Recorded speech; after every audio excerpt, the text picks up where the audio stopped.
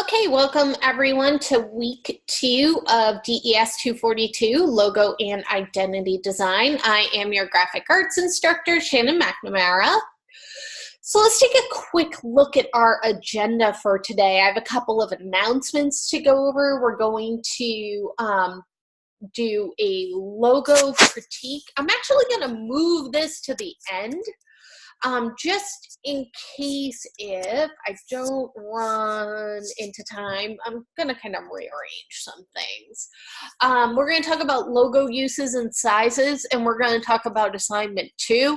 So I really want to focus a lot of tomorrow, I think, on demoing. So I think today is probably going to be more what we're looking for in the assignments.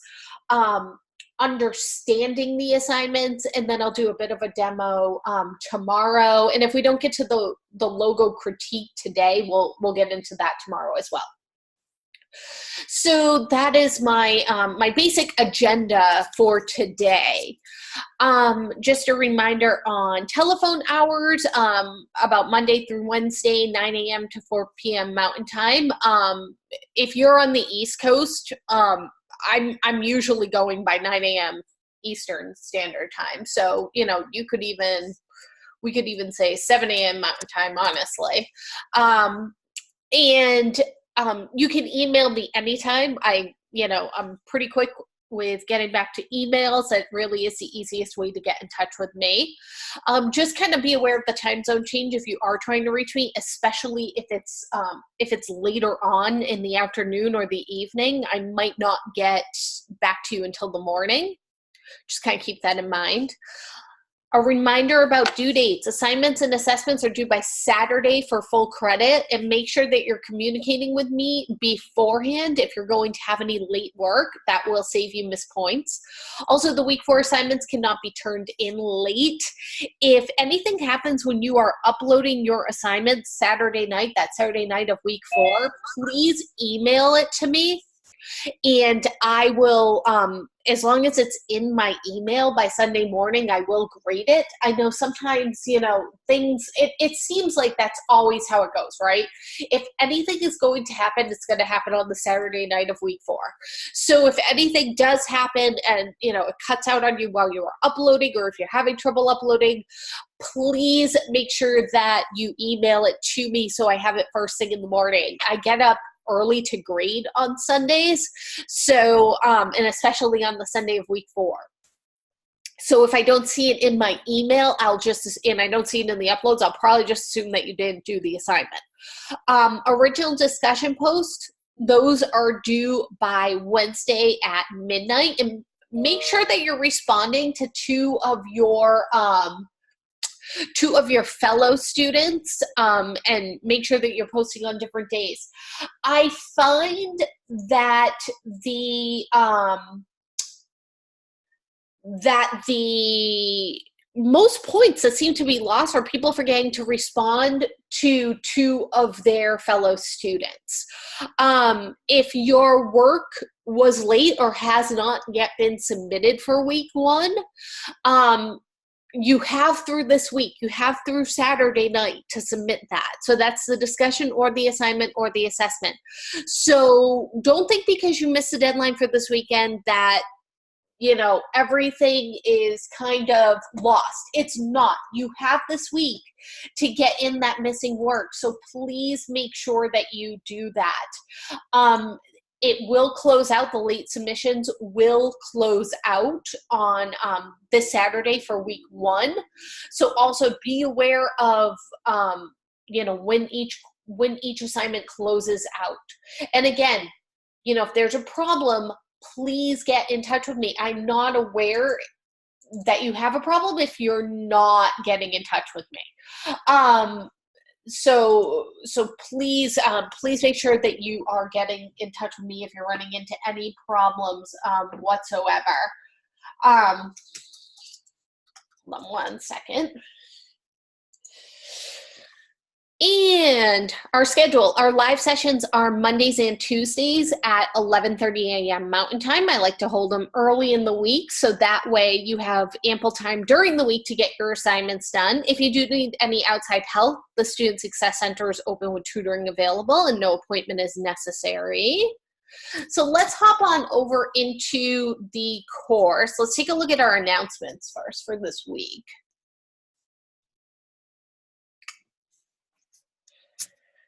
Couple of things I just wanted to go over. So have you set up your Portfolio account yet? You've probably noticed that this is new in the sidebar over here, this Portfolio. It's pretty cool. I have started to set up mine, and hold on one second, I can share that with you.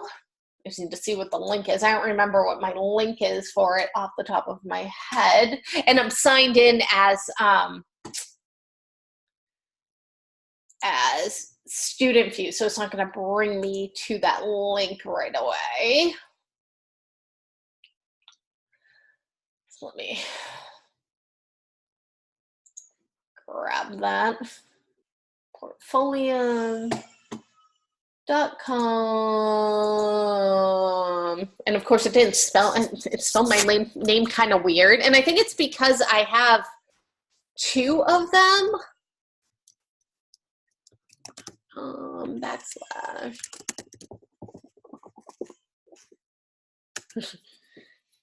There we go.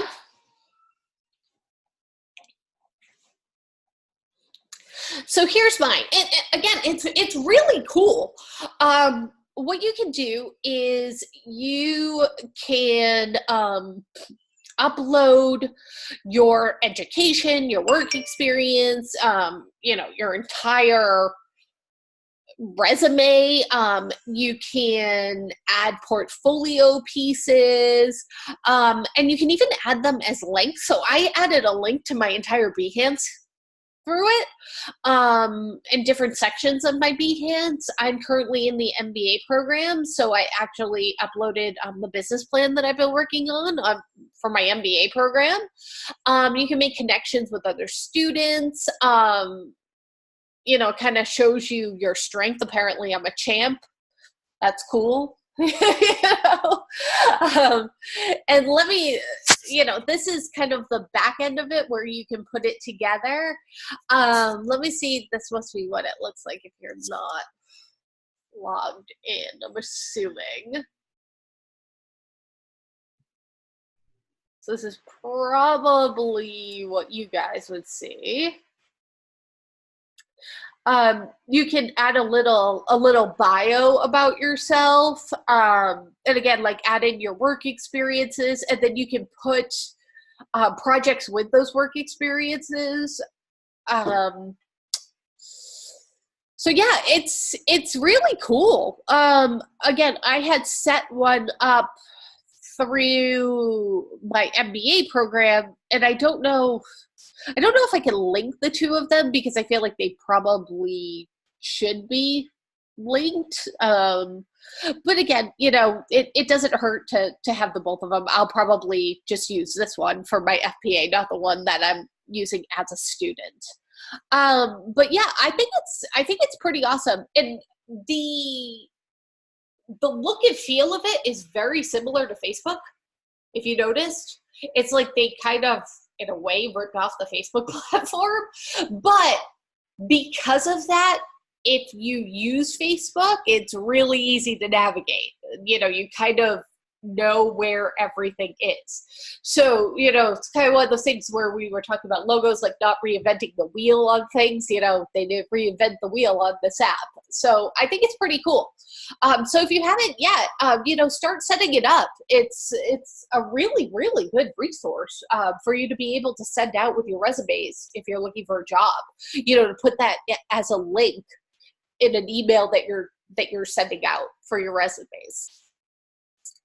Some of you had some questions on viewing the annotations that I left you in the gradebook.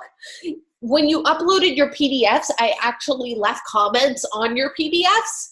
So if I didn't, I made a note, like some people, their PDFs were, I think there was only like 2 or 3 of you where your PDF file was really large and my computer was just having such trouble loading it in the little grade book screen. Honestly, Canvas has been kind of awful for that on our end, not on the student end, but just on the grading end.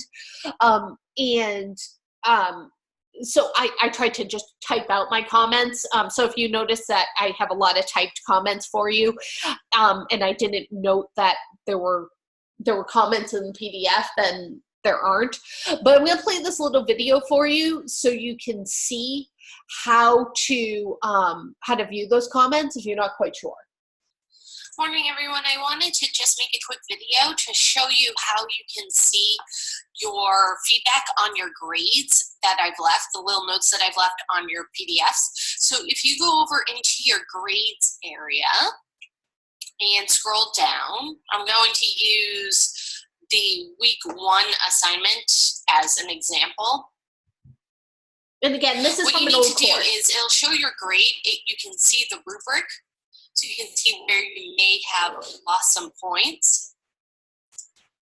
And then if you click on View Feedback, this will show you that PDF where I have annotated the notes for you. So this will be a little bit helpful so you can preview and you can see where each of the boxes, there's a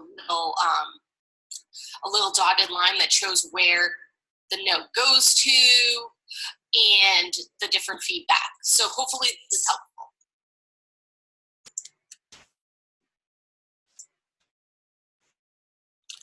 Right there, yeah. So hopefully that's helpful to you guys. I find especially when people, oh, that's fun. Oh, I hate when it does this. Hold on. If for some reason you cannot see the DJ's Learning Coach flyer, please let me know. I'm going to try to copy and paste that back in and save it. Save. We'll check it again. She has hours Monday, Wednesday, Friday, and Saturday, and they're nice late hours. So especially if you're somebody who's on the East Coast, you know, 11 p.m. here is like 1 a.m. So East Coast time. So, you know, if you're having any trouble, please get in and visit with DJ. She's a great resource. And again, some really great hours for this week. And some tips for a successful week 2. So here's my policy regarding resubmissions of your work. I do allow 1 resubmission of an assignment or assessment for a better grade. Auto-graded quizzes and your papers from this week are exempt from this. So you have 1 shot at those papers, and I did go over that last week, you know, that you can use the Writing Center as a resource, so only 1 shot at those papers. Also 1 shot at your discussion posts. If you are missing work from week 1, there's definitely still time to fix this. Try and get those missing assignments or assessments in as soon as you can, because there's still time to bring up your grade going into week 2. Week 1 will be open through this Saturday, the 27th. So for week 2, don't forget that we have readings and videos for this week. We can take a quick look at that. Let's go back into student view. There we go.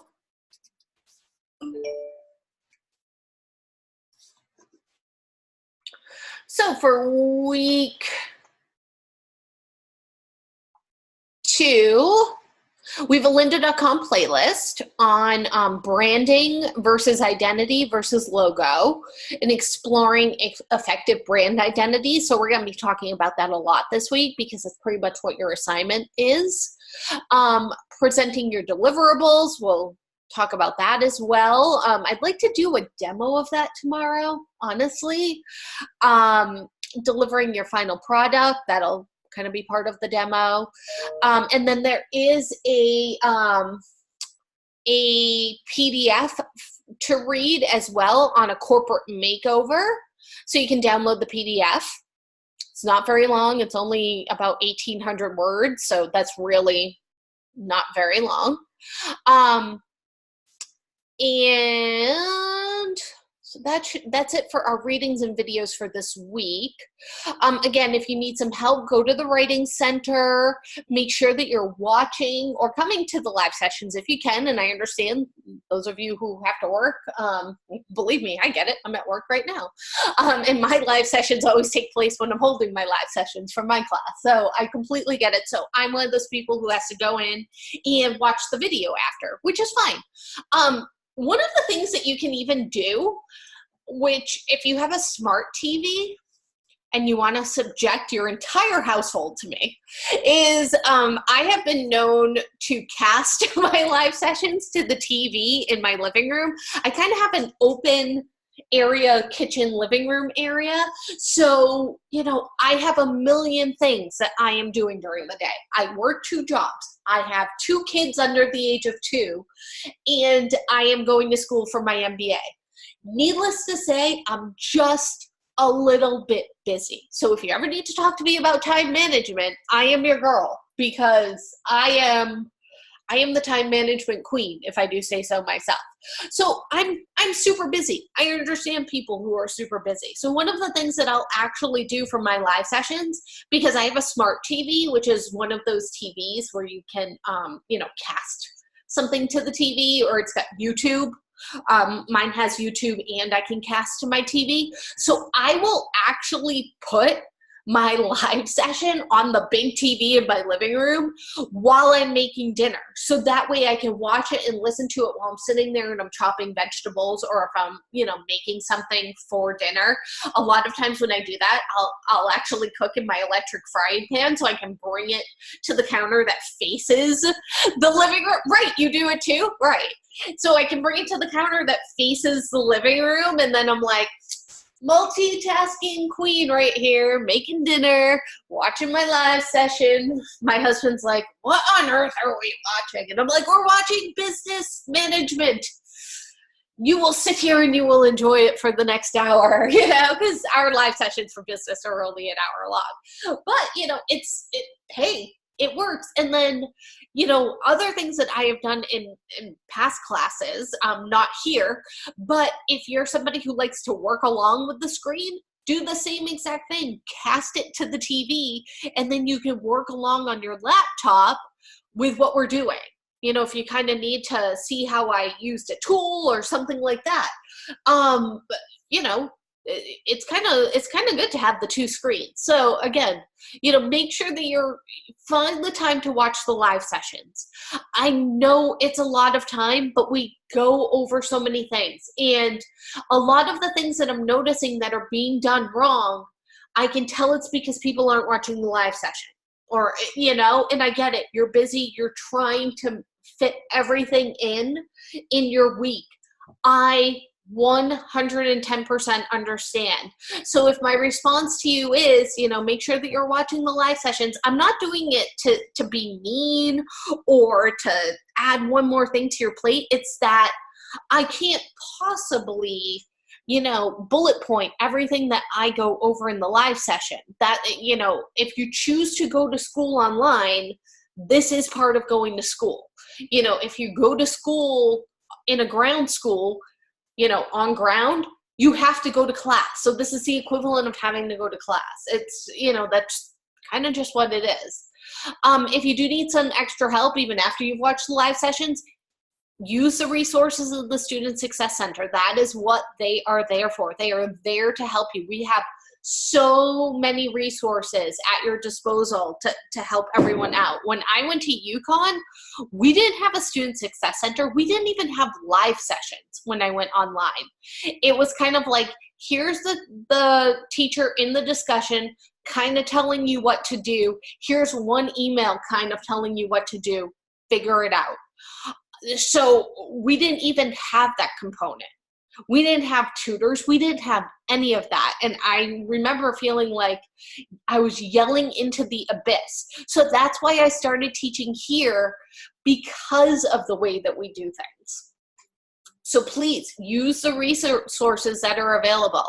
If you need help with your computer, you can visit computer support. Don't forget to do those daily checkpoints. They really can help and or hurt your grade. And if you need Adobe help, that's offered on Fridays from 10 to 12 with Sean, and I gave a link to his Zoom room. All right, so those were our announcements for this week. Before, do I want to get into this? Let's take a look at our week 2 before we get into the rest of my slides. I really want to kind of go over everything with you. All right, so let's look at what we have this week. So we're going to continue with our logo redesign project that we started in week 1. There's a little video for you to watch. It's only 3 minutes and 33 seconds long, so you guys can watch that. I like this quote: "A designer knows he has achieved perfection, not when there is nothing left to add, but when there's nothing left to take away." So remember, simplify, simplify, simplify, simplify. That is our word for logo design. And again, you know, if you remember how I was talking last week, I am one of those people that I used to do way too much when I was doing a logo. You know, I just would keep pushing it and pushing it and pushing it and pushing it to the point where there was too much going on. So yeah, I completely get it. I need to be told to simplify. You know, I need to, sometimes what I need to do is I need to get up. I need to walk completely away from the computer, come back and go, all right, like, let's take a look at this with some fresh eyes. It's been a couple of hours, or it's been a couple of days, especially if I'm actually doing a logo design.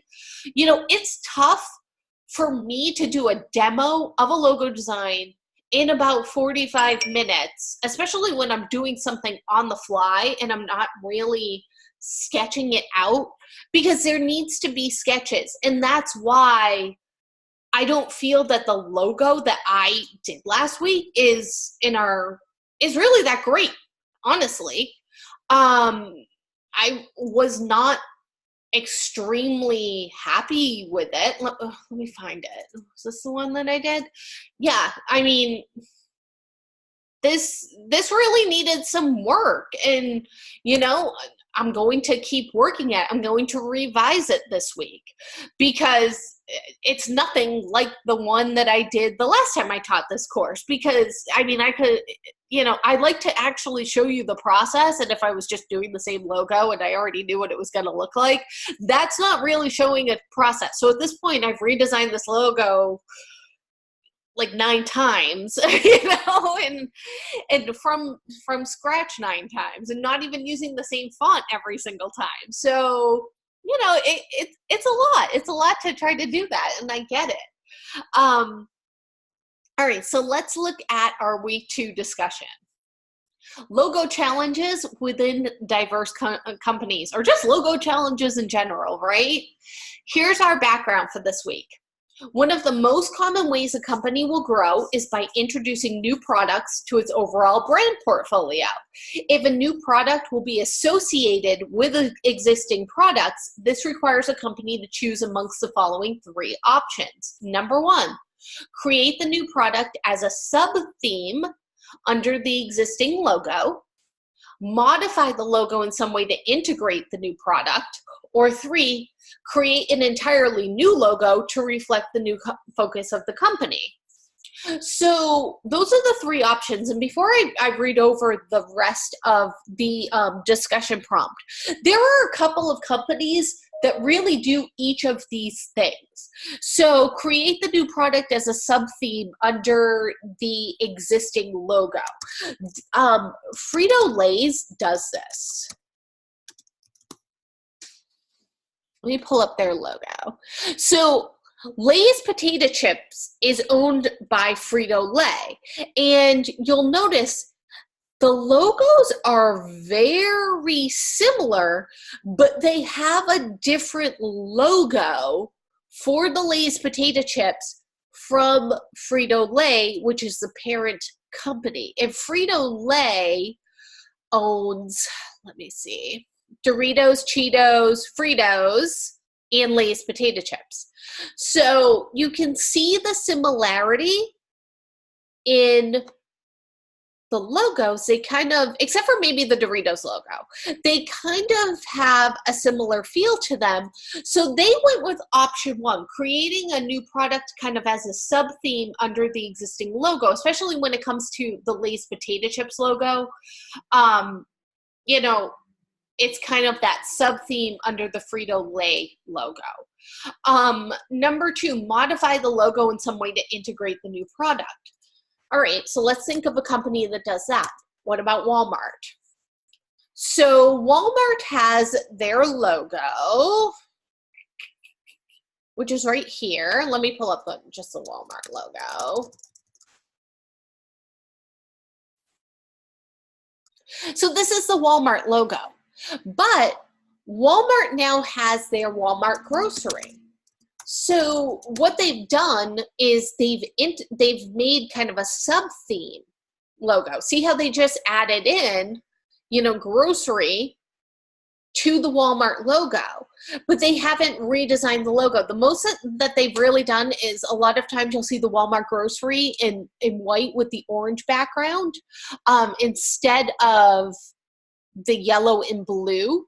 You'll kind of see it both ways. When you go pick up your groceries, I use Walmart grocery all the time. I was actually there picking up my groceries at 8 a.m. this morning.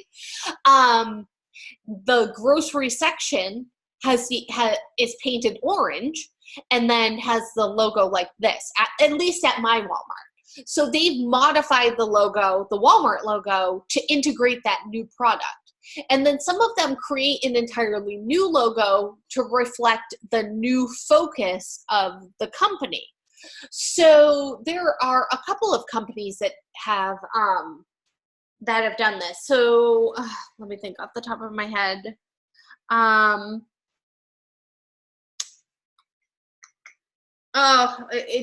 had three in my head before I started talking. All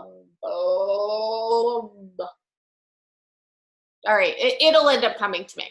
But you know, a lot of times when two companies merge, they come up with a completely new logo. So some of the airlines have done this. You know, Southwest Airlines actually never used to be Southwest. They were a different airline that then merged with another airline, and then they became Southwest Airlines. So this is actually an example of creating an entire new logo to reflect the new focus of the company. They're one of the companies that did this. We probably just know them as Southwest, but they used to be called something else, you know, back in the day. And it was two airlines that merged and became Southwest Airlines. So, you know, there's a lot, you know, those are the three options that most companies will go with when they are, you know, adding new brands or new products to their brand portfolio. Another one that kind of adds something to the logo is Target. So Target, you know, used to have their photo. They used to have their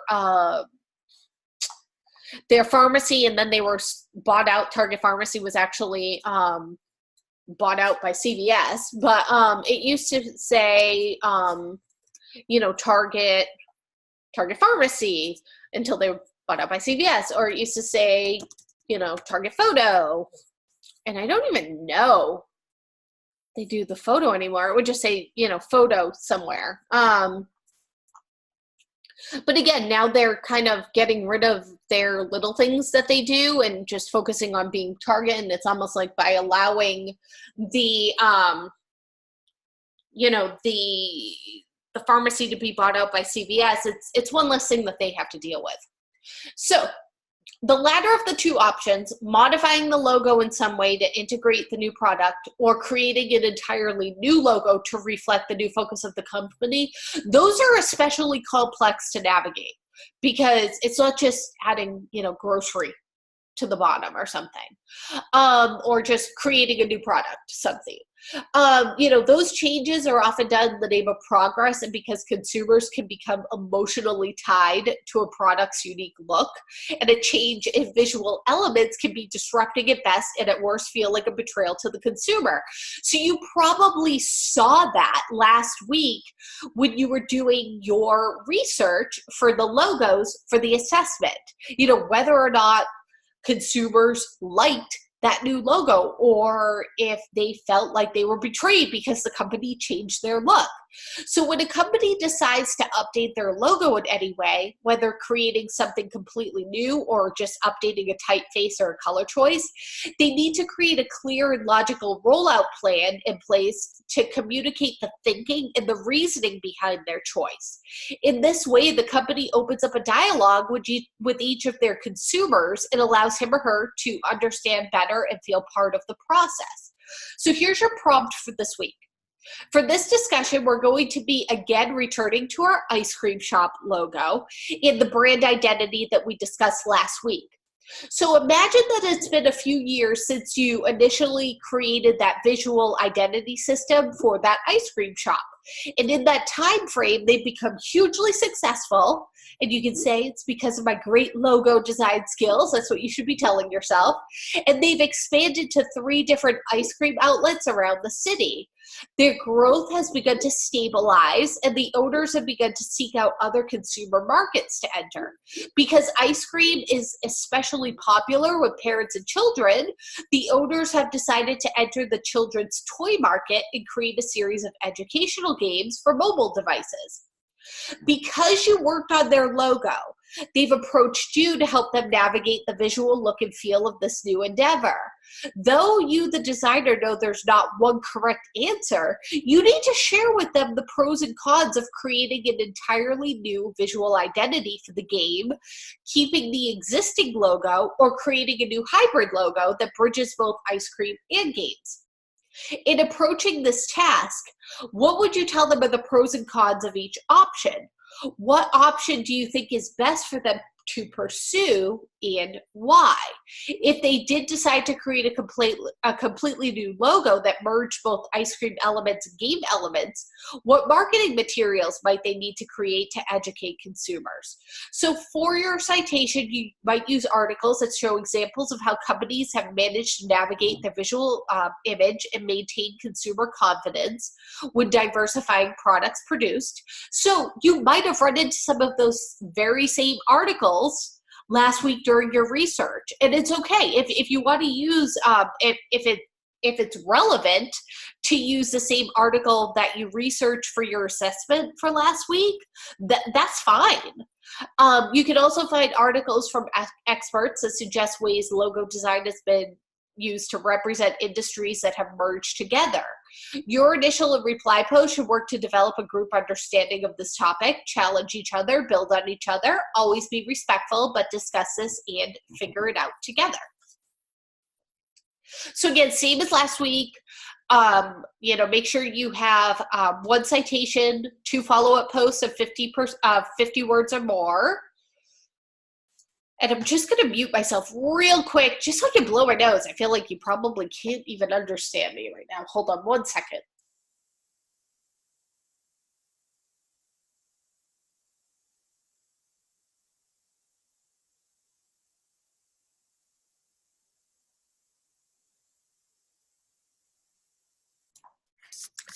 All right, sorry about that. Oh, there is nothing worse than seasonal allergies. Only if you've ever taken other courses with me, you know that my allergies are not just seasonal. They are seriously year-round, and this is what I sound like when I've taken Sudafed. So, adding in the element of seasonal allergies on top of my already stuffed up nose, I'm surprised anybody can understand me during the spring, and I always have to pause myself and just blow my nose, unfortunately. Oh, it's awful. I really hope neither of my children have inherited my sinuses. All right, so let's look at our assignment and our assessment for this week. And again, we'll probably go into this more in detail either later today or tomorrow, depending on how it goes for time. But for your assignment for this week, you're going to be finalizing your logo redesign. So what that means is you're going to take in a nutshell, you're going to take my feedback. You know, you don't have to do it word for word. If you don't agree with my feedback, understandable. Just at least, you know, respond. Feel free to respond and say, hey, I saw your feedback. This is why I think this should be like this. You know, have a dialogue with me. I love when people explain in the comments when they upload, you know, their reasoning behind things. You know, I think it's great because, you know, in a traditional classroom, and I've explained this before, and I'm actually gonna, because I always feel like I'm not talking to anybody when I don't have my camera on. So I'm just gonna have a quick little chat with you. We're actually down in my office again today, and it's super dark. I have like 3 light bulbs out, and they're the super expensive LED ones. So that are supposed to last, what, like 50 years? And I think we've had them in for like a year. So anyways, I feel like I'm really dark today. But I wanted to kind of have a discussion with you about, you know, how you would present logos in, you know, a traditional classroom setting or in a work setting. There's going to be times, even if you don't think that you're going to be doing logo design, that you might have to design a logo. Like, surprise, we kind of need a logo designed, and you're our graphic designer, so can you get in there and do that?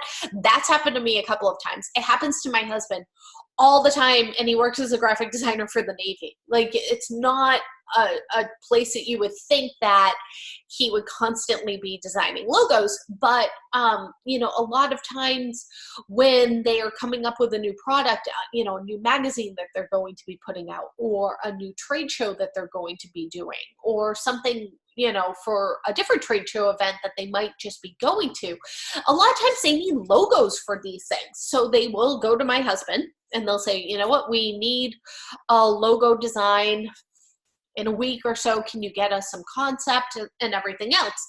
So how you guys presented, you know, coming up with those sketches, that is a process that you're going to do. I wish I had my sketchbook down here, and I don't. Sometimes it's over here somewhere. I don't think I do. I think I brought it upstairs, and I was letting my daughter use it for her coloring book. You know, when I took my logo design class in college, and this was at, not at UConn, but at Mass College of Art, I took a logo design class. And I also took one at UMass. I've gone to a couple of different schools. You know, it took me, you know, just a little bit of a background on me. I eventually graduated from UConn, but it took me quite a while, you know, to get my degree, much longer than the 4 years, because I had to work. I worked full time. I was trying to juggle too many things. I wasn't really good at my time management skills back then. And we didn't have, until I finished up at UConn, I didn't have the option to go online. So it was very difficult to work full time because I had bills to pay and go to school online, and, you know, go to school, find the time to take those courses. So it took me a lot longer than the traditional 4 years. But I did take 2 different logo design classes, and they were both in an in-classroom setting. And what we would do is we would have to do 100 sketches. 100 different sketches for our logo concepts. And then we would have to take all of those sketches and put them up on the walls of the classroom. And these classrooms were so big, especially at Mass Art. You know, it was like these really, Mass Art is in this really old building in Boston. And it's really cool to take classes there. I find old buildings to just be so fascinating. You know, you're like going through this maze of all of these different hallways and trying to find your classroom. It can be a little bit nerve-wracking, but it's also kind of cool. And the classroom that we were in was like this old warehouse basically, and it was huge. So I want you to picture 25 students, each of them with 100 different sketches, and having enough room on those walls to put all of those sketches up on the walls. And what our instructor would go up, and he'd kind of walk around, and we would walk around, and he'd be like, all right, go up to yours, and the ones where you're like, nope, just rip them down off the wall. Just go take them with the pins and just rip them down, throw them on the floor if you just need to disregard those ones, and leave up your 30 best. All right, so you're up there, and you're like, there's 100 I have to look at, like, going through them, like, posting them all up. All right, ripping 70 of them down. But it was an exercise of learning to weed things out. All right, now why are these your 30 best? Well, these ones, the 70 I took down just felt like it was a slight variation on this one, the slight variation on this one, the slight variation on this one, which when you're doing 100 sketches, you can have those slight variations. You can't come up with 100 completely different ideas, each time. So, you might have 20 that are kind of similar, and this one is the strongest of the bunch. So take those other 19 out immediately. There, all right, there's 19 that can go right off the bat. And again, these weren't full pages. We might have had 20 or 30 to a page, just doing a small sketch, because if it works small, it's going to work big. And that's what they used to tell us, your sketches should be small, because if you're using a whole page and you need that whole page to do a logo, it's too complex. So that's another thing to keep in mind. If I said that, this is too complex, this is too complex. All right, you know what? Take a piece of paper, make a square this big. Do that sketch in there. Simplify it down to that size. And if you can't do that, your design's too complex. All right, next thing we would do is we would all walk around, and then our teacher would just start, and he would rip down 15 or 20 of our designs, throw them on the floor. And sometimes it was the one that you thought was the best, and you're like, he threw my best one on the floor. I don't even like these 5 that are left up here now. All right, what am I going to do? And he would say, did I throw your best one on the floor? All right, sell me on that one then. So that's what we would have to do. But we were all there in that classroom, and we would have a conversation on why we thought this one was the best one.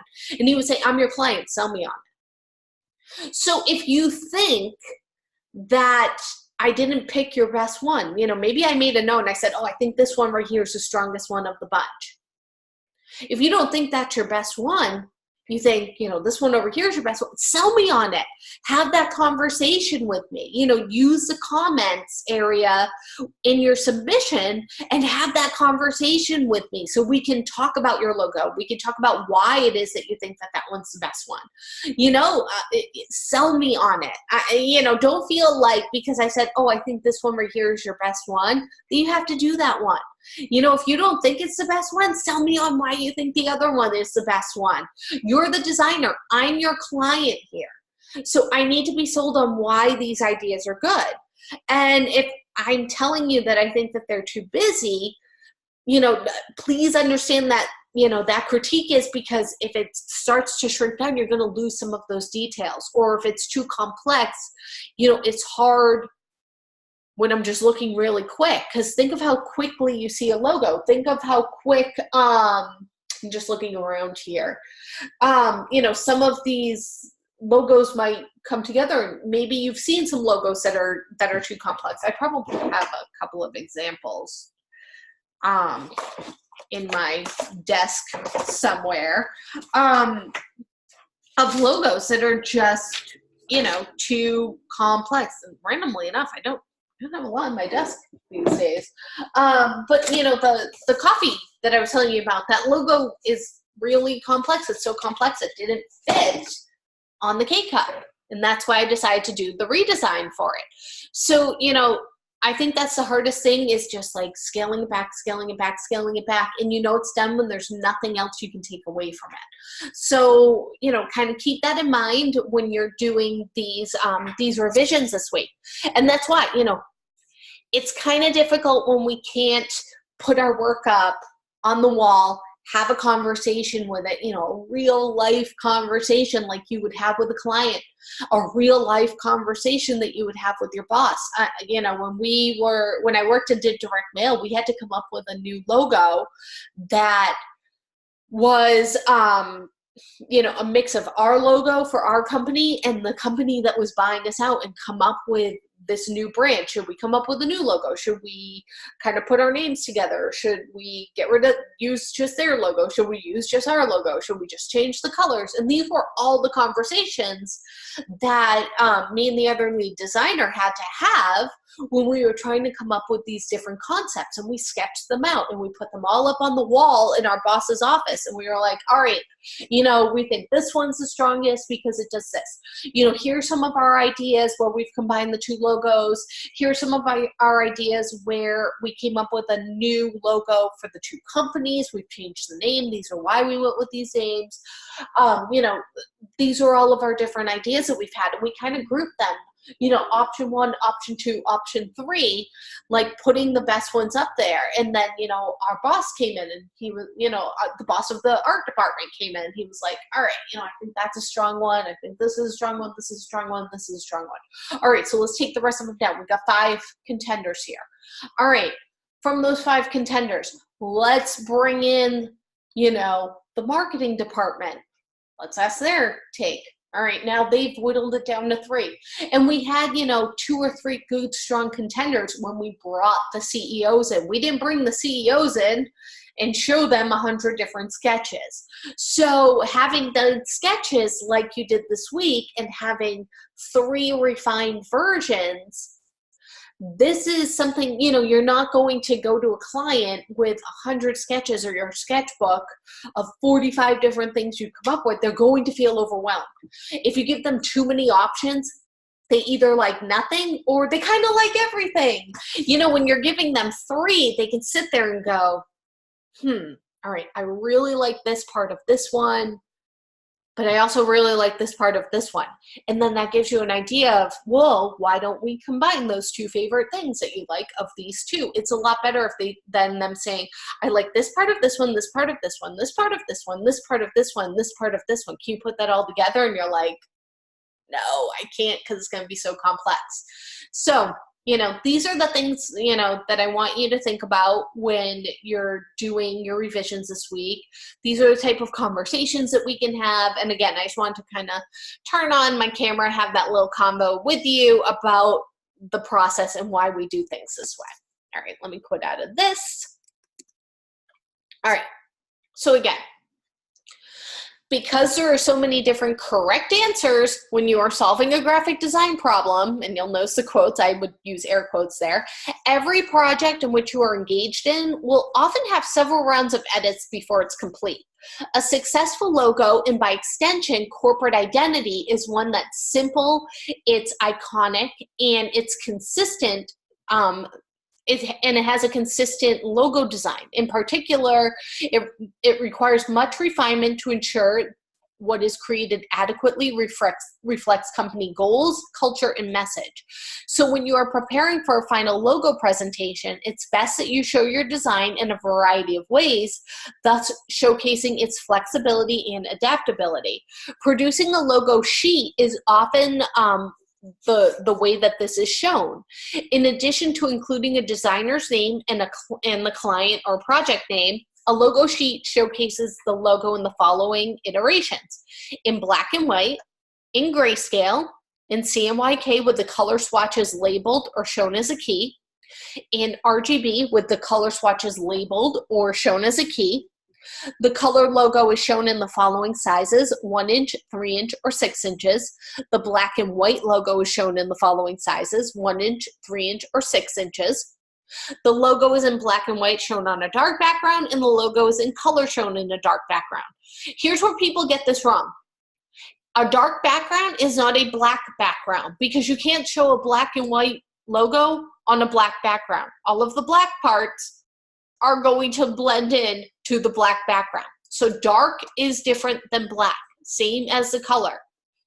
So providing your client with a robust set of options, you, the designer, you're ensuring that the logo is going to work in a wide variety of applications and remains recognizable in a wide variety of sizes. What I am going to be looking for from you is that you have at least done these things in your sheet. If you want to do more, please have at it. That would be awesome. So last week you worked on the preliminary sketches, can't talk today, it's Monday, and the black and white computer version of the logo redesign project. You're going to bring into this week those 3 refined versions and that were executed in black and white, and then after receiving the feedback, you're going to finalize the logo direction and have one logo, just one logo, because a company doesn't have 3 different logos. And you're going to create a logo sheet that showcases its appearance in a variety of sizes and situations. So again, after receiving the feedback on your week 1 submission, refine and finalize the logo direction that you feel is the most appropriate. Consider how you can best maintain message consistency with the typeface, color, and overall logo composition. So you need to refine the best logo direction, add the color elements, and then create a set of color sheets that includes the following elements: a title bar with your name and the client's name, the original logo clearly marked before or existing logo, the logo in black and white, the logo in grayscale, color swatches in CMYK that are shown as a key, and that means showing me the breakdown of CMYK. Cyan is equal to, magenta is equal to, yellow is equal to, black is equal to, the CMYK breakdown of your colors. Then the RGB shown as a key. So you should give me the RGB breakdown and the hex code. The black and white logo in the following sizes: 1 inch, 3 inch, and 6 inches. That 1 inch is going to be key. If I can't read the name at 1 inch, your logo doesn't work. And then the color logo shown in the following sizes: 1 inch, 3 inch, and 6 inches. The black and white logo shown on a dark background, and the color logo shown on a dark background.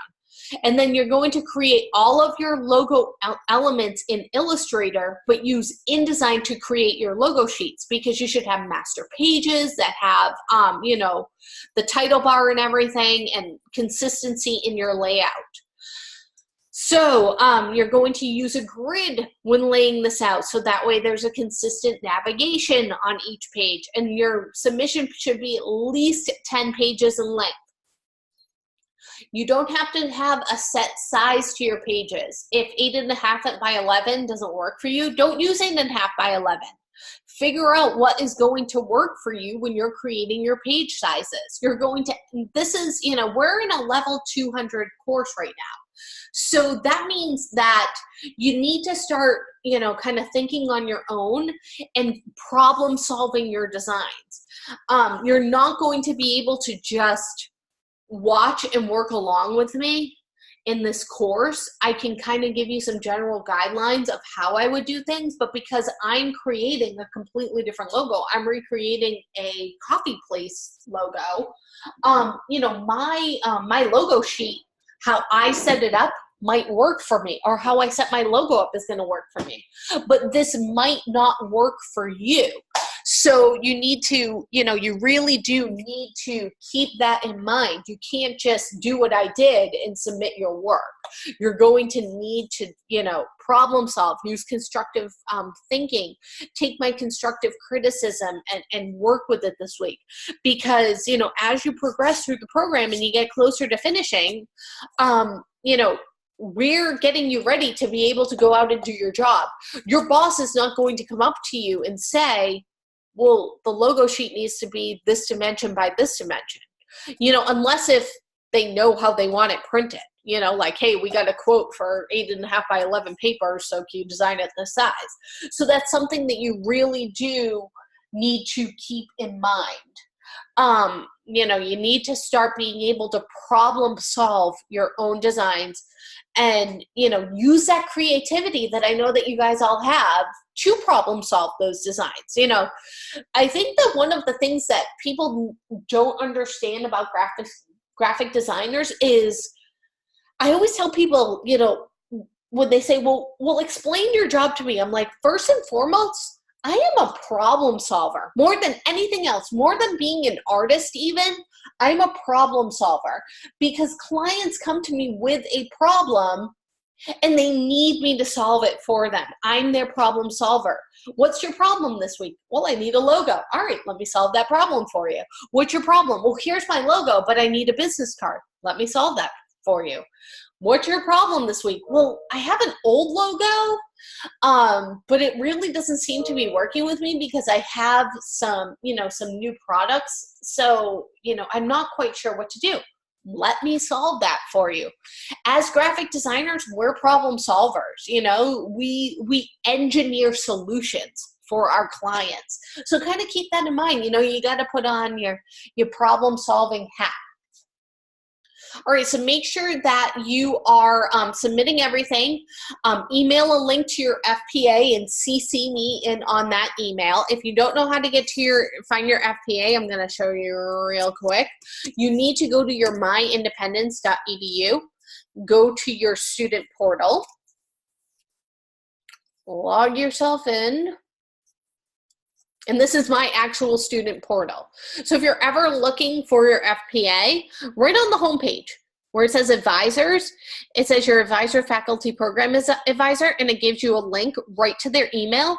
And if you click through the boxes, you can find your financial aid advisor, your career services advisor, your student financial planner, and your SSA or your student services advisor. Those are all of your advisors that you have. So again, it's located right in your student portal, and you can click on their name and it will bring up their email address. So make sure that you are sending me and your FPA an email. If I am your FPA, you can just kind of note that if you want in the comments. It's kind of one of the perks you get of taking a course with me, your FPA. I do allow you to do that. But if I'm not your FPA, you have to send the email. Make sure that you're looking over the rubric, that you have everything present. And then your assessment for week 2 is creating a logo and identity guideline. So this guideline, this is where you tell other graphic designers, because there's going to be times where other graphic designers are going to use your logo, or you know, maybe the logo's available online for them to download. Think of Twitter or Facebook or Instagram. You know, they have logo guidelines. You know, I can download the Facebook logo, but I can't just use it any which way that I want. I have to follow their guidelines. So the week 2 assessment, this is something that you put together for other graphic designers. The week 2 assignment, which is the logo sheet with all the colors and everything else, that is for your client, so they understand what it is that they've purchased from you. This is what they get when they purchase it from you. You know, they get a color logo, they get a black and white logo, they get a grayscale logo. A lot of times what I would even do is I would send them JPEGs of their logo along with PDF files of their logo.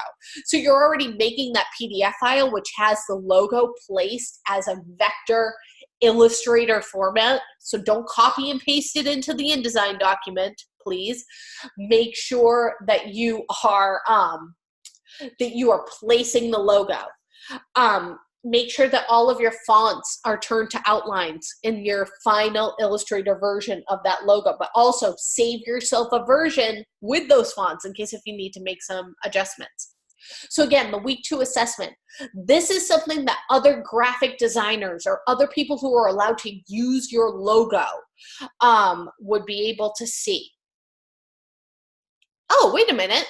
They changed this to a quiz on creating logo and identity guidelines. It used to be that you had to make one. Never mind. It's now a quiz.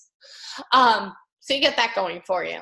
But to discourage cheating, you know, some of the questions have changed. All right.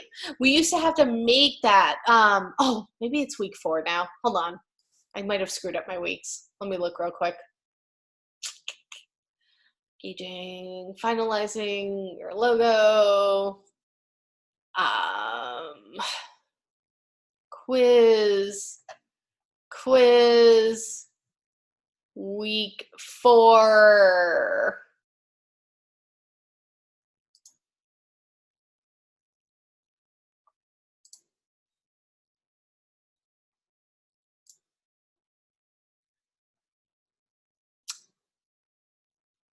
Nope.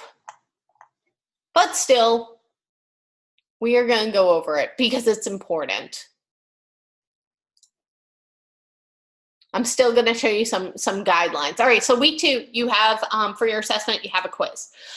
For your assignment, you're going to be finalizing your logo redesign.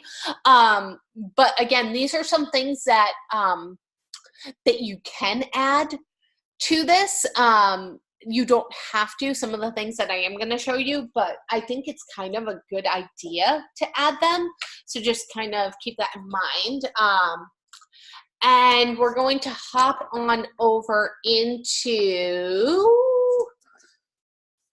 the rest of my slideshow. And while we're doing that, hold on, I'm going to scan something really quick because it kind of goes along with what I'm discussing, and I hope it scans. My scanner kind of acts weird if I try to scan in objects, but I want to make sure I get my size correct. Hold on.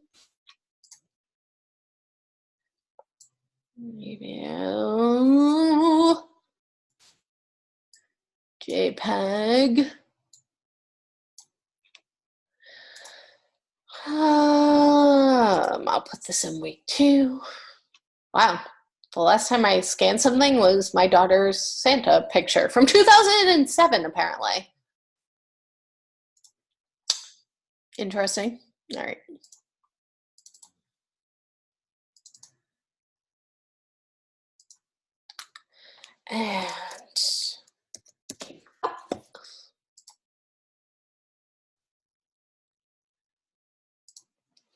And again, I'm literally scanning a K-cup right now. And it has to do with logo size or logo design. It does matter. Size matters when it comes to the logo. Because as I was talking last week, you know, fitting that logo that I'm doing, it needs to fit on a K-cup. That is small. So I need to know whether or not that logo is, when I finish it, is going to fit on a K-cup. So let's see.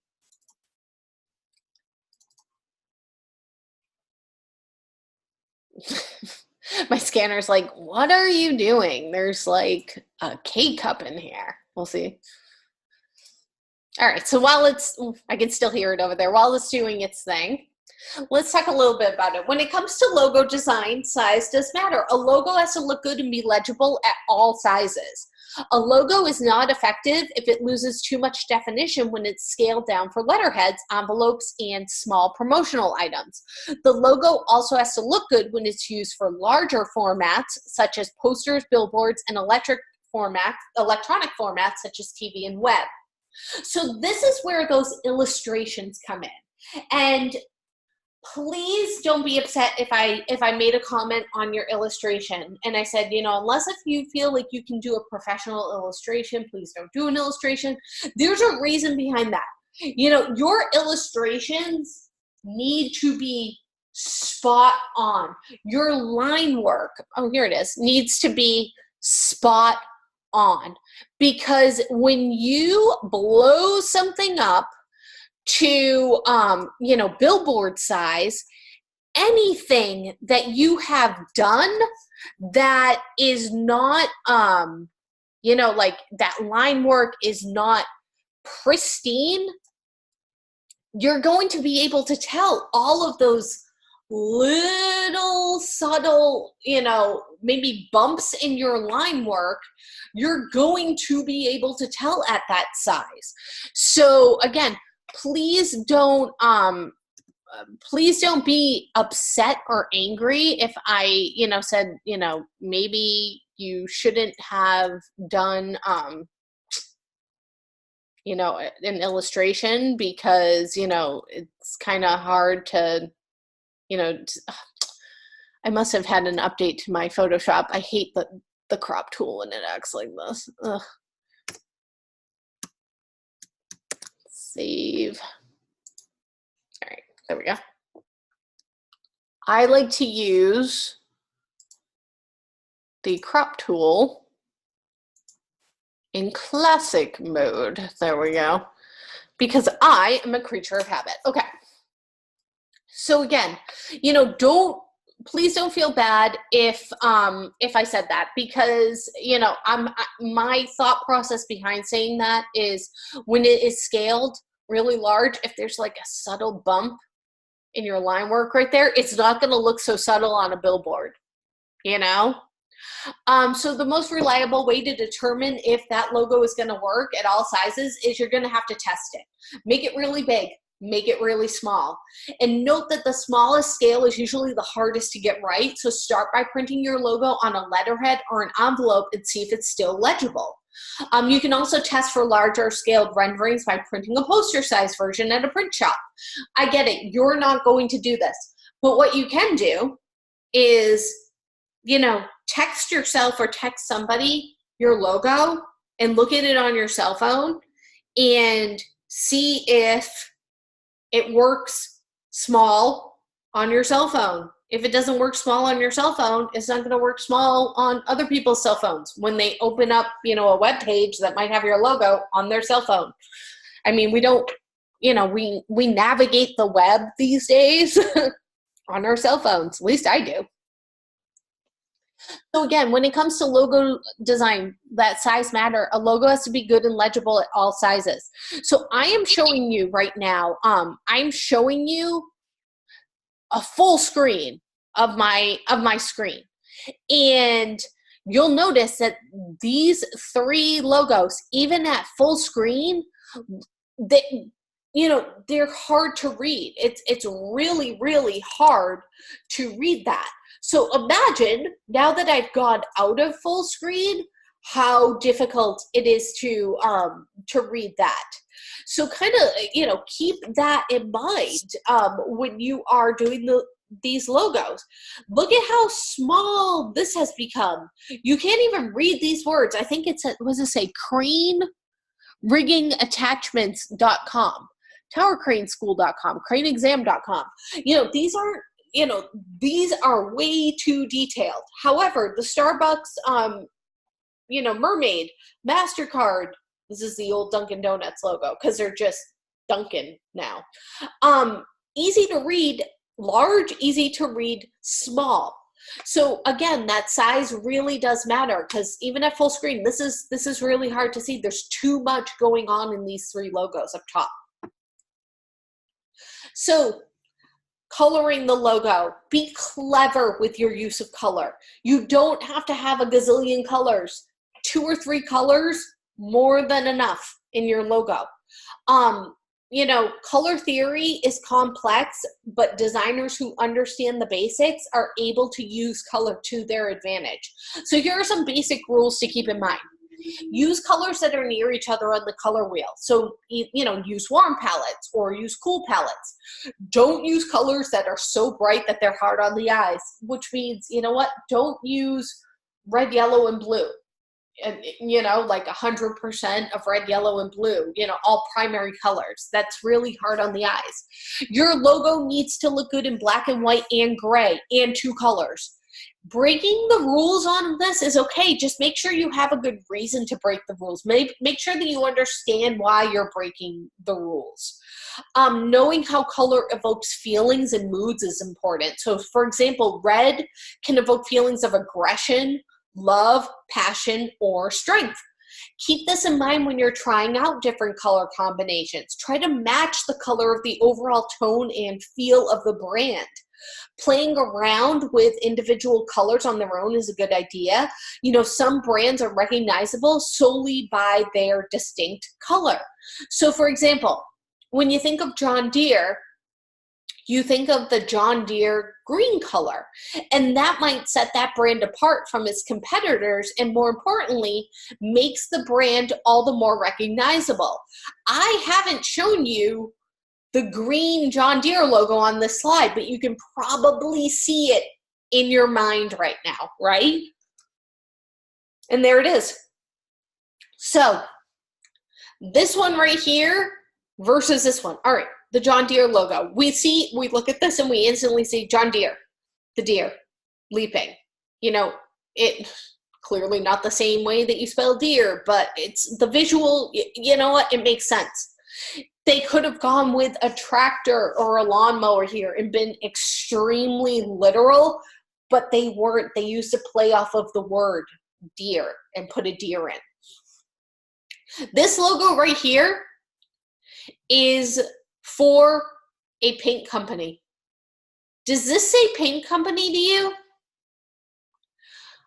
Probably not. Number one, the colors don't say paint company. Number two, it is extremely difficult to read. Number three, do you want to know what this says to me? 1996. That is what this says to me. Millennium Interiors, American quality drywall paint, trim, and tile dedicated to customer satisfaction. Whoa, way too much going on in this logo, right? So, pare it down. Millennium Interiors. That's really all that you need here. If you do drywall, paint, trim, and tile, maybe come up with a very simple icon to show that. It doesn't need to be a drywall icon, a paint icon, a trim icon, a tile icon. You know what? You must do interior work. Maybe, you know, something simple like a picture of a house would work. And then, you know, somewhere else in the ad, you can say what you do, and somewhere else in the ad, you can say that you're dedicated to customer satisfaction. John Deere doesn't say like, hey, by the way, we sell tractors and lawnmowers and weed whackers, and, you know, we're number one in America for lawnmower brands. That's not what a logo is supposed to do. A logo is just a visual identity for your company.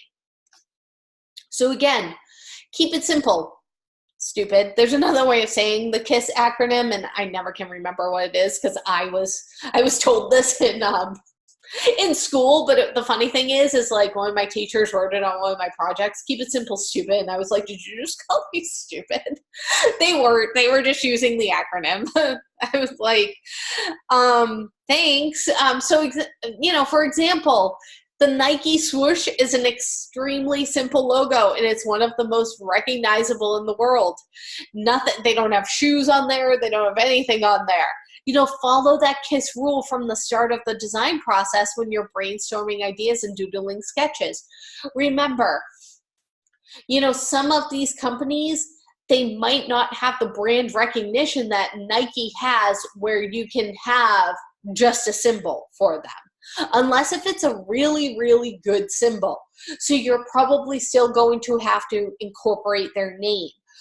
But if you're using a symbol to go along with it, you know, keep that in mind that symbol should be recognizable. Work that design down to its essentials and leave out the unnecessary elements. So again, the Nike logo versus this logo for alternate escapes. So this alternate escapes place, I always forget what they are. They're like one of those escape room places where you go in and you have to escape or something, but like they also have like an arcade and something else there.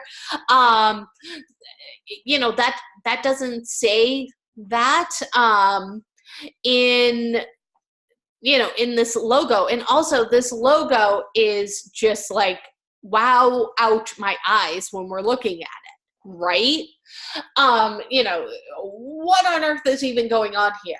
So, you know, if you need to have an icon with your logo, this icon does not tell me anything about it being escape rooms and, you know, an arcade.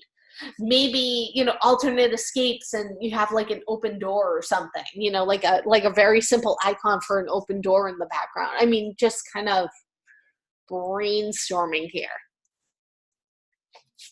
Go easy on the effects, right? Go easy. Adobe Illustrator. All right. I felt like I already had fixed this slide, but maybe I didn't. Nobody uses freehand anymore. Sorry. Sorry, freehand.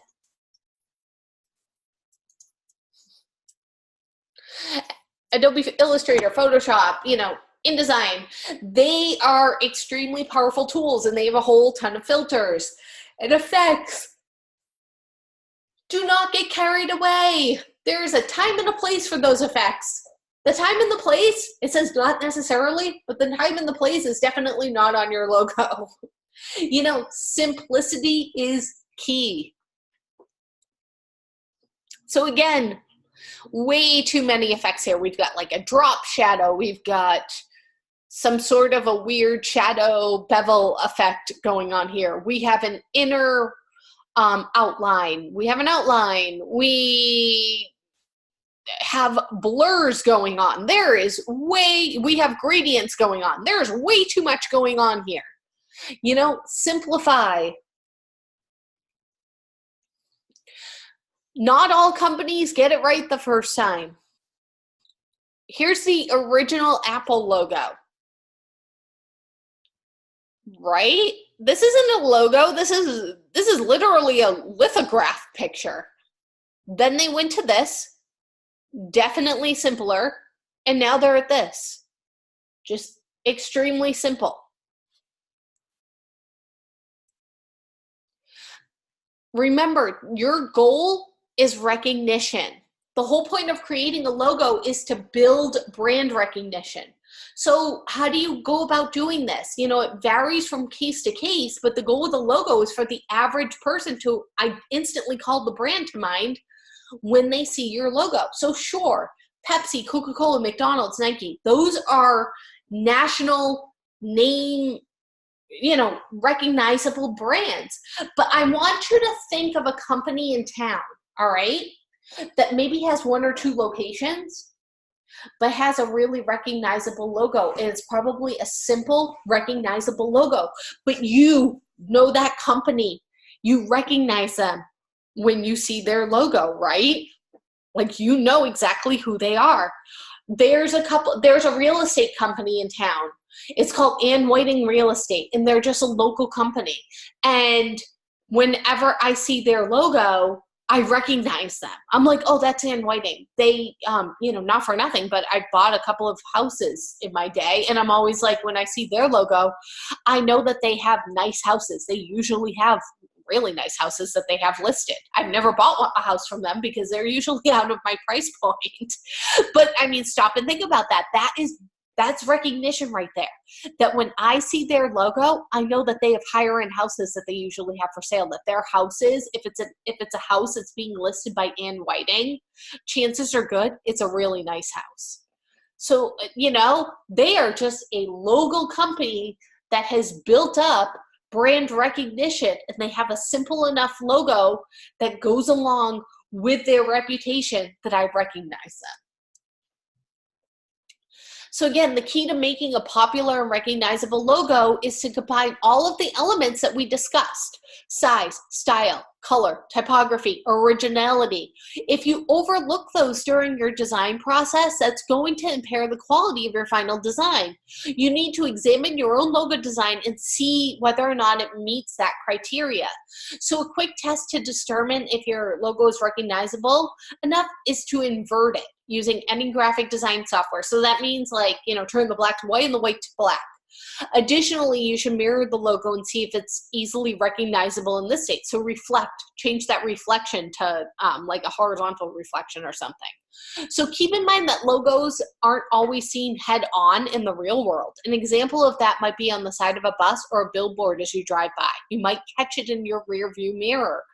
Therefore, you should be able to view your logo design from all angles and ensure that it's recognizable from any direction before you submit it to your client. All right, so I was talking about, some of those brand resources and how to set that up. So we have about 45 minutes today. So I want to take a look at the brand resources for Facebook. So for Facebook, Twitter, and Instagram. So those of you who want to get started on your assignment, you kind of have an idea, what it is that I would be looking for. So this is how Facebook sets up their brand assets. Here's our logos. You can download them here. You need to require permission. Here's some of the basics of how you can use our logos. Here's some of the don'ts. If you're talking about us, copy standards, or you can download the Facebook brand guidelines. So this is what their designers have created. It's not an 8.5 by 11. Clearly, let me try to get it all on one page. It's a probably 11 by 10. It's got a table of contents. There's a definite look and feel to it. Tells them a little bit about the company, which, you can make a page a little bit about your company. You received a write-up on the company in the doc file. Why not add that to it? There's, a nice layout to this. I am going to be looking at the layout of your brand assets. If you just throw everything on a page and upload it to me, that's kind of messy. Would you show that to a client? Because I'm your client. So, there needs to be a design to your layout. It's, as well as fixes to your logo. So again, you can't change certain things. How you're allowed to use the logo. Do's and don'ts of using the logo. If you want to represent your social channels. The thumb icons, do's and don'ts of the thumb icons. So this is something, that if you need some ideas, look these over. Here are the Twitter brand guidelines. So again, this is a PDF. This is a different size PDF. You can download it. Shows you how to properly use it, what the proper colors are. Here's their color sheet for the logos. You'll notice it gives that breakdown, the RGB breakdown, the CMYK breakdown, the Pantone breakdown, the black, dark gray, light gray, extra light gray, all of it. The typefaces that are used in it. How you can use it. If you have any questions. And then the same thing with Instagram. Which Instagram is a logo that underwent a logo rehaul. The old Instagram logo used to look like this, very complex. When they were bought out by Facebook, their logo got an overhaul. It's much simpler now. And what is something that you might have noticed in your assessment that you did for week 1 when you were looking up all of those logos that had redesigns? Did you notice that most of those logos that were redesigned, their design was getting simpler and simpler and simpler and simpler with every revision of the logo? So the newest logo was probably the simplest version yet, because we're understanding how to simplify things. We're getting simpler in our designs. And there's probably a reason behind that, being that we are inundated with material all day, every day. We constantly have our phones and our tablets and our computers and our TVs are on at the same time, and we're doing 10 things at once. And we are just inundated with information. And if something is too complex, we don't take the time to look at the complexity of it. We just instantly kind of disregard it and move on to the next thing. So we need to start to simplify things in our life, and logos are one of those things that need to be simplified. So this is an example. The Instagram logo is a great example of a logo redesign where it was simplified. Let's see where.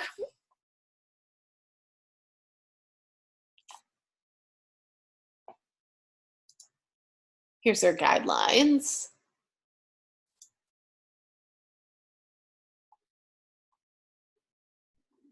So again, this is their layout.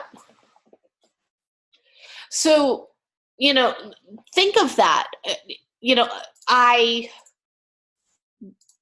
basically scanned in a K-cup to see if that logo is going to work on that K-cup. Let's see. I probably have to, let's do some of my revisions. And that's what I'll do. I'll do some of my revisions today to make sure that my logo works. And then tomorrow I will put together my my brand asset sheet. And if we have time tomorrow for the critique, I will do the critique. If I don't have time tomorrow, I will try my best to even make a separate video, or I can share the logos in the discussion this week and you guys can critique each other, which might be great. Would you guys like that?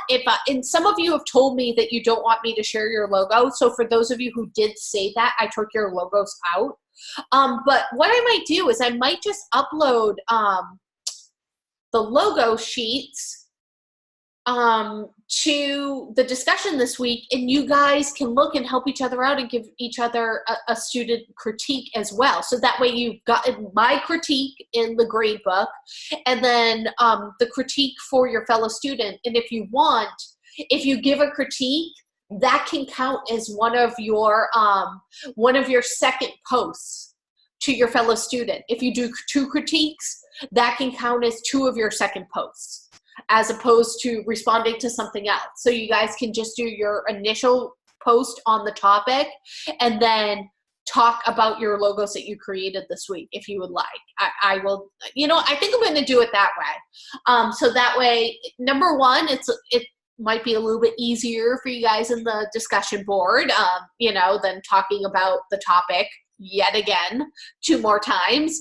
And I think you'll help each other out that way. So what I think I'm going to do is I'm going to upload, and you can do it that way. If you want to just talk to your fellow students about their discussion posts, that is fine as well. So I'll try to do that after our live session, get those up.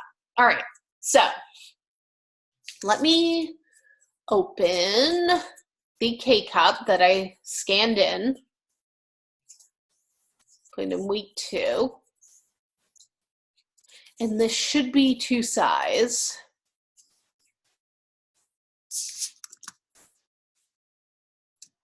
Yeah, this is definitely the size.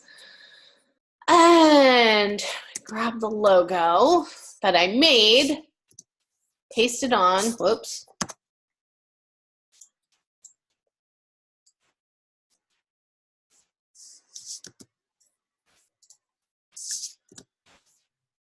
So you can see right there the difference. I'm going to group it. And I'm going to use the scale tool, which is hitting S and then hitting enter, because I want to make sure I'm proportionally scaling this.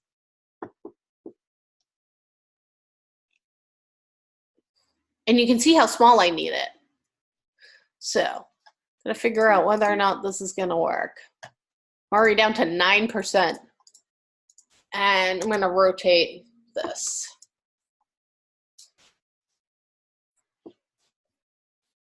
Just to make my life easier.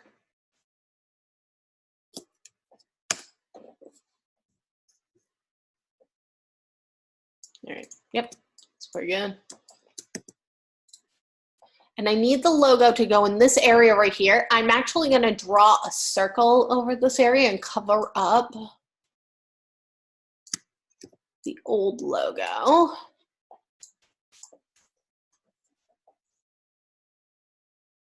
Add my new logo in. Ooh, still needs to even go a little bit smaller.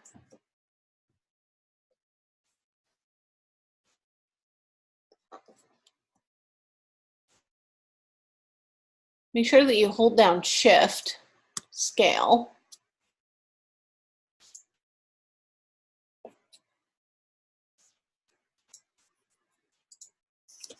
And I'm going to make it the size it is. All right, so I can see the V, but Victor Allen's is really, it's really getting lost. So this is a tough size. You know, I think I need to kind of rework this a little bit. Knowing it needs to go into this circle at this size, I really like, you know, the idea of the V kind of turning into the coffee cup right there. But I think I need to rethink how I put the name. And maybe the name, you know, kind of needs to go around like it is here. Maybe they were onto something, or maybe it just needs to run at half of the size of the circle, which is, I don't know, something to think about. So, me make a color right there. And I'm gonna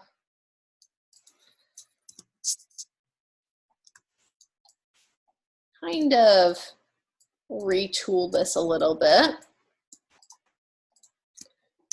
and group this, because ultimately I know where my logo is being used. Like, sure, it's going to be used on a box as well, but you know, their main product is the K-cup. So they're, you know, this needs to work on their main product.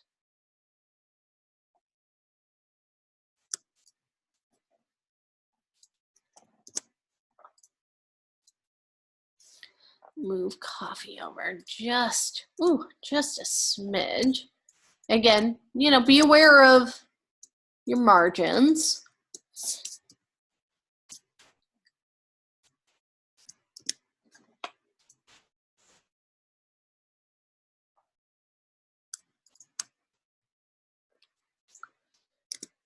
Oh, whoops. Lock you so I don't accidentally, and I'm going to lock you. Command 2 is locking something.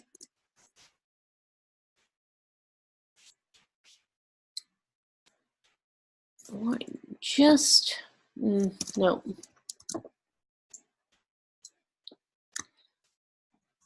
Come on.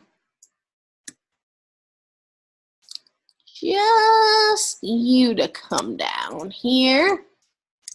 Just you.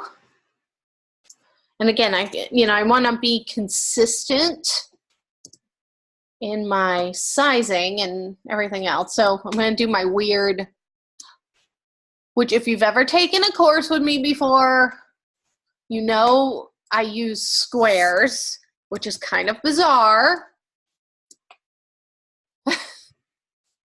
to measure, because I hold down shift and I make a perfect square, which, not for nothing, it used to not add these transform circles in, which is why I did that. But now it's like, to try to grab it, you really have to zoom in. So I need it to go. You. There.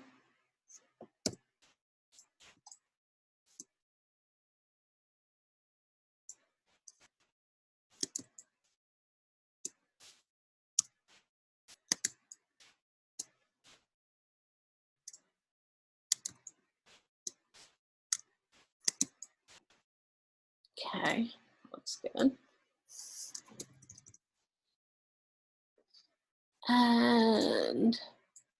And remember, I was talking last week about how this looked like a coffee cup when I did this, so that's why I'm kind of keeping it that way. I didn't want to draw the coffee cup, so I'm kind of turning the V in a way into the coffee cup. All right, so let's see. Where's my alignment? Oops.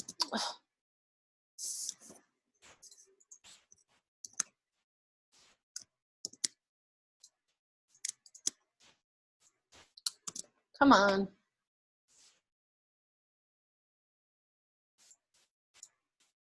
Align to selection. I hate that new option. Like, why do I want to, that's what I meant. Why do I want to align it to the artboard? That makes no sense. Okay.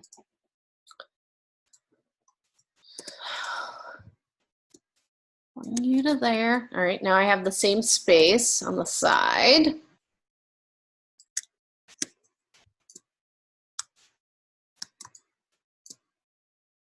Outside. And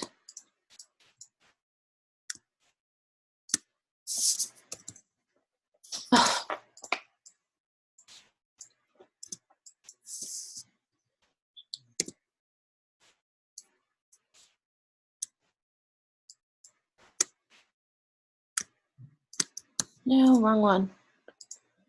I want to grab Jules. Oh, come on.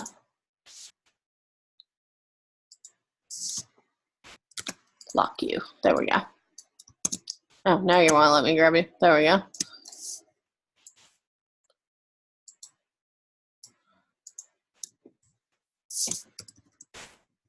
Although now it's going to let me grab these because these were locked.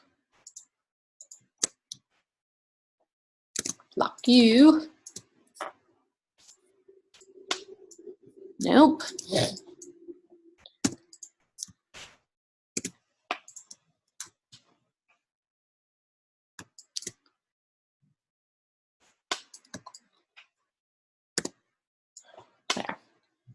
I'll move you with the white arrow key, which is like not even what the white arrow key is supposed to be for, but whatever.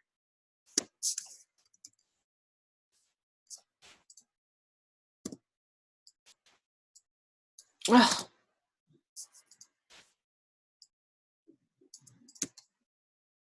Right, and lock you.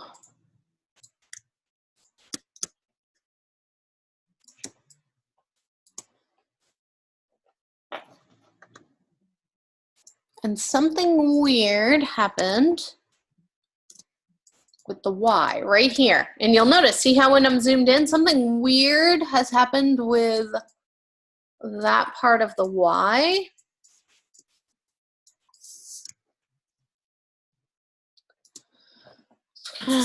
Try to fix that. Y, the letter V. Man, I don't even know my letters today. That's how you know it's a Monday, right? When you're like, the letter Y. Everybody's like, that's pretty sure it's the letter V, Shannon. But, you know, you do you. Okay.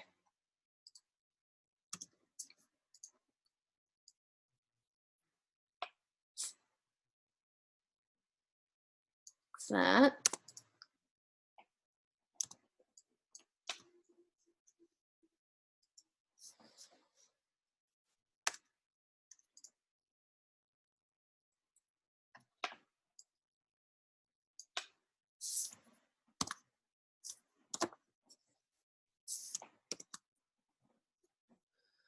Oh, come on. View guides, rulers.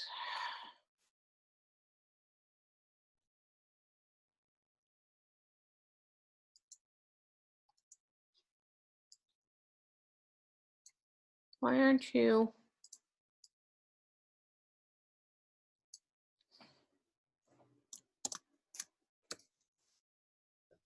Showing my guide that I'm making, that I'm clearly making. Okay. My Illustrator's kind of been a mess lately. One of those people that's like, hey, Adobe, excuse me, Adobe. And complete the path. There we go.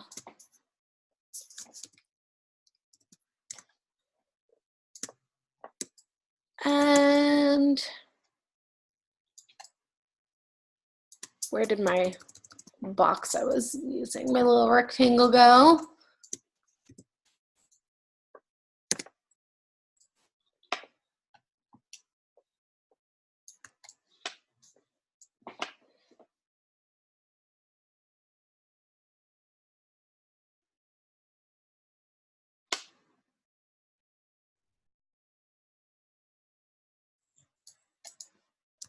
You can see where it's off over here.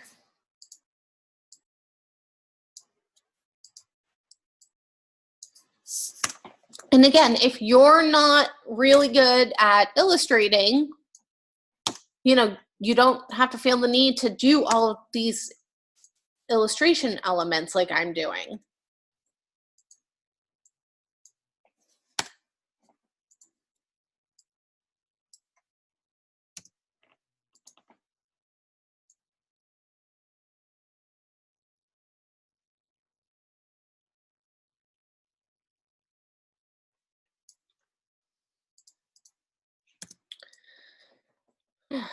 Fix you. The pen tool and I didn't always get along. Seriously.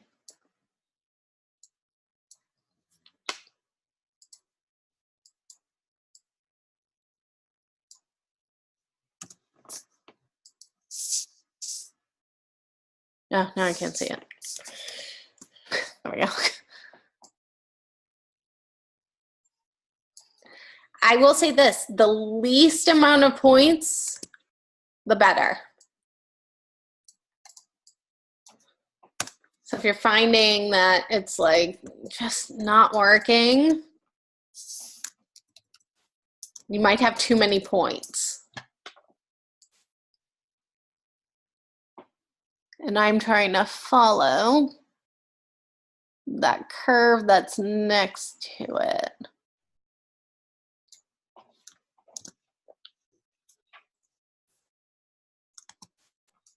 Ugh. Like a little, it's off like a little bit right here.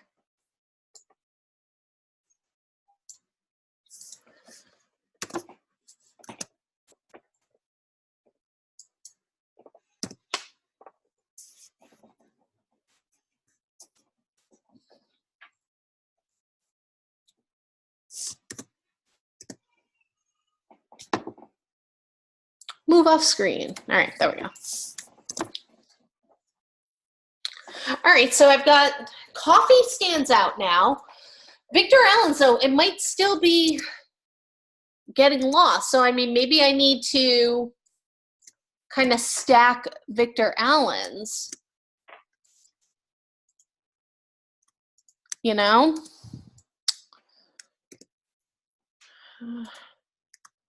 Got this part. Good. So we're gonna group it, send it to the back. Whoops. Lock it. Send that to the back so I can see what I'm doing.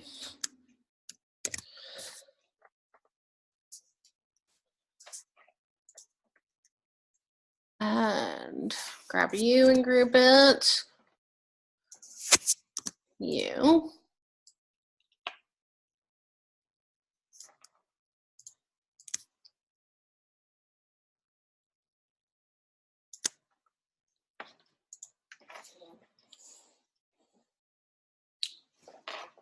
Maybe I need something that's a little bit of a wider font. I don't remember what the font was that I used last week, so I gotta look and see because I left it. Should have left it over here. Yep, I did. It was Gibbs.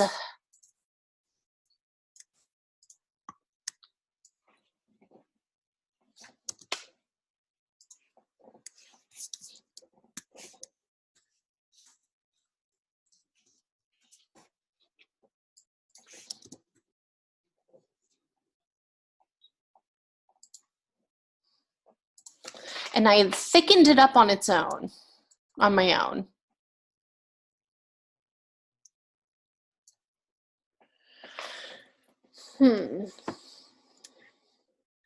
Or maybe I add a serif font that's a little bit thicker.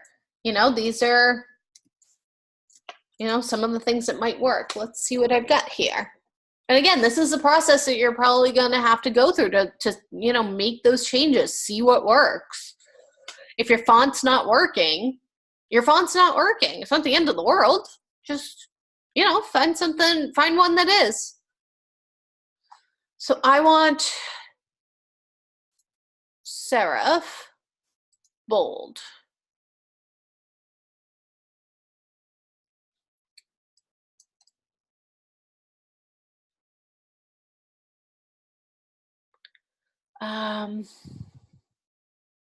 That will go well with this one. Maybe this. You never know. Let's try.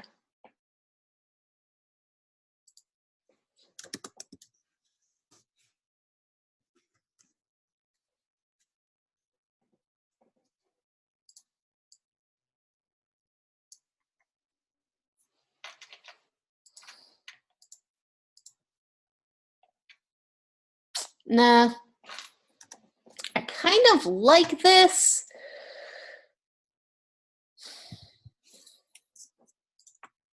I'm thinking maybe I can make this just a bit bolder. Again, by messing with the offset path of it.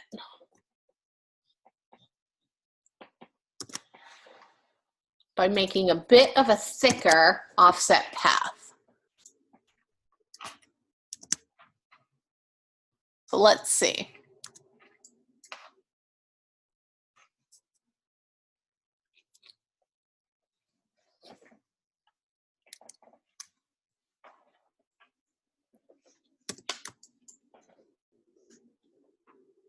That means deleting the original offset path.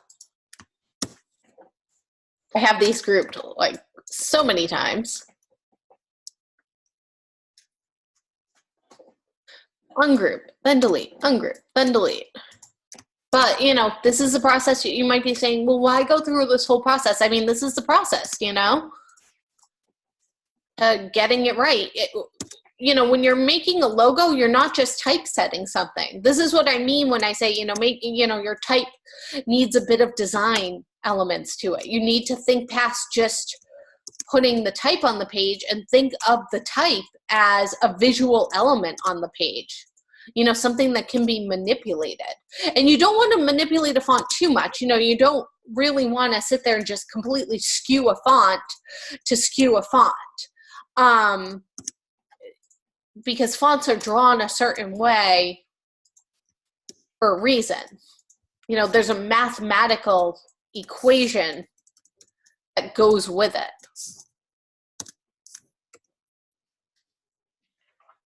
Right, so I'm going to do, I want these two to line up on the right.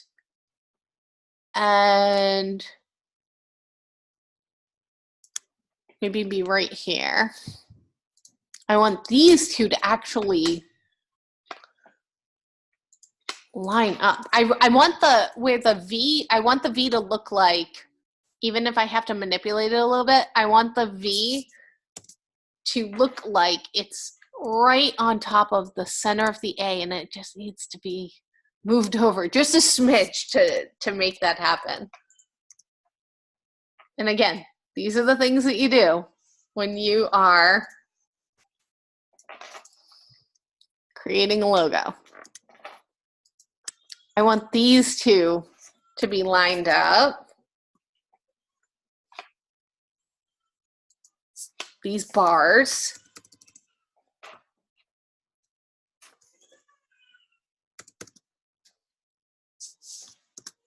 I'm gonna group those so it doesn't move. All right, then what I'm gonna do is I'm gonna grab these. And where are you? Perfect.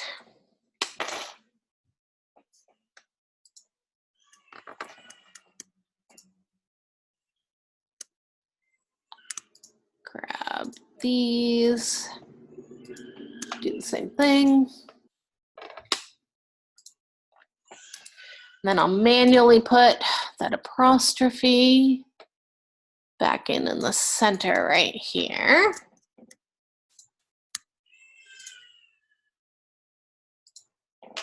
And remake my offset path. So I've given myself a little bit more room here. And I want to get it almost just about as bold as that apostrophe, I think. right, so object, path, offset path, preview, way too much.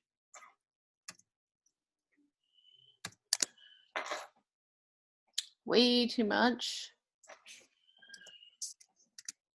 Way too much.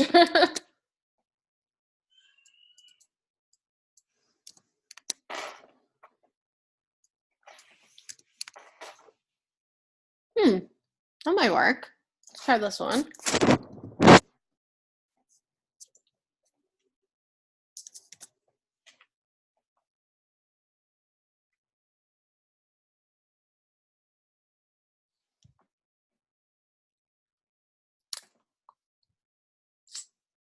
I almost want to, now that I'm seeing this, I almost want to remove the offset path from these ones and just keep it on these two until they meet up.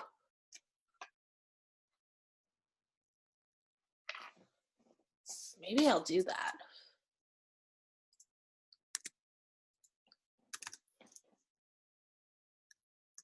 Or make their offset path a little bit smaller than on the V and the A.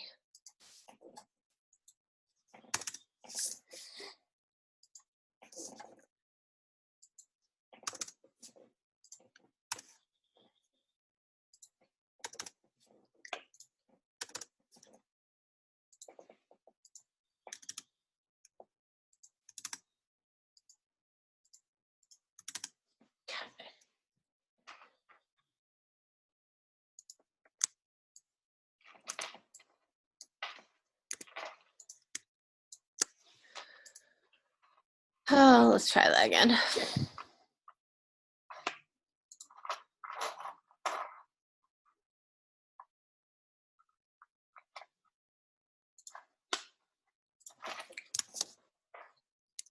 I'm going to get rid of that new one in the inside of the A.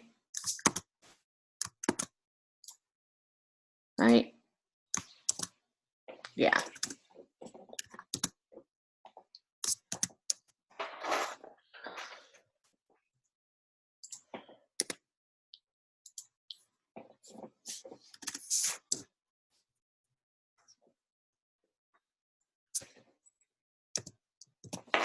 Where are you?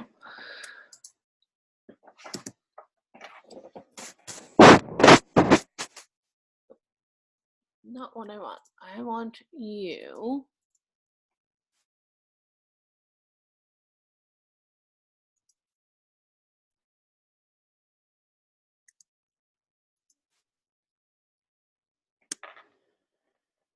All right.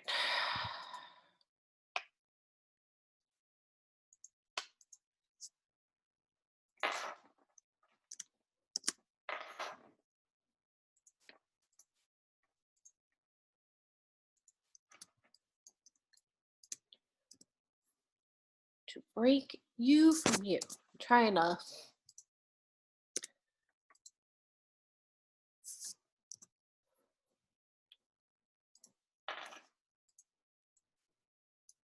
It's probably easier to do it this way. There we go. All right.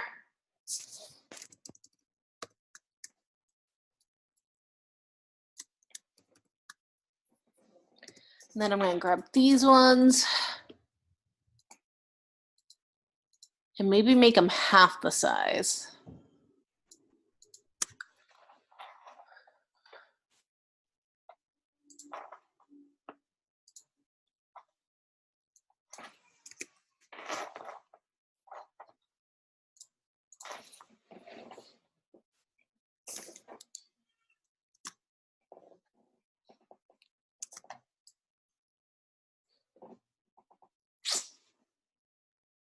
No, that's just getting way too crazy. Hold on. Too busy. Let's try just doing it all at the 2.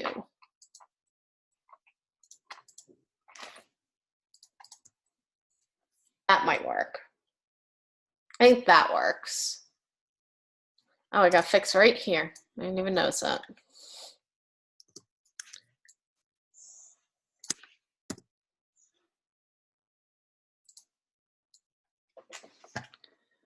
Missed one.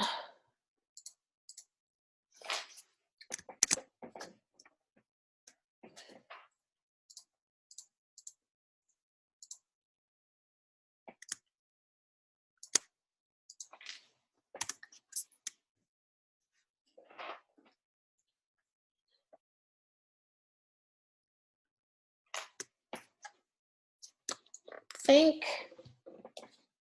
think we've got it. Maybe. The green is definitely throwing it off, but I needed something so I could see the size when I go back to the white. I think we've got it. All right. So let's bring this back down here. Place it on top so we can see what it'll look like.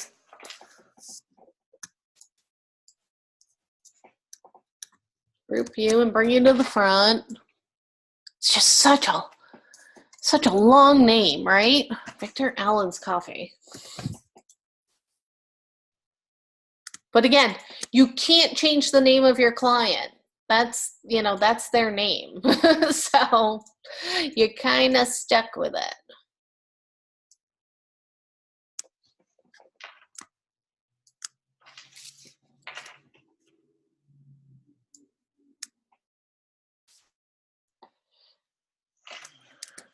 Scale it down just a little.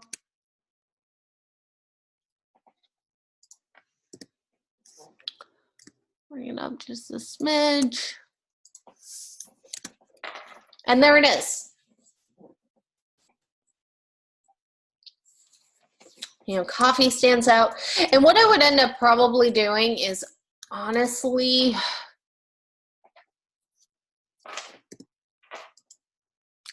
I would keep working on it. I don't think that this is set, but I'm really, at this point, running out of time. I would probably rethink these fonts. I would probably go with something that has a really wide font to do the Victor Allen's in, and then the coffee and something.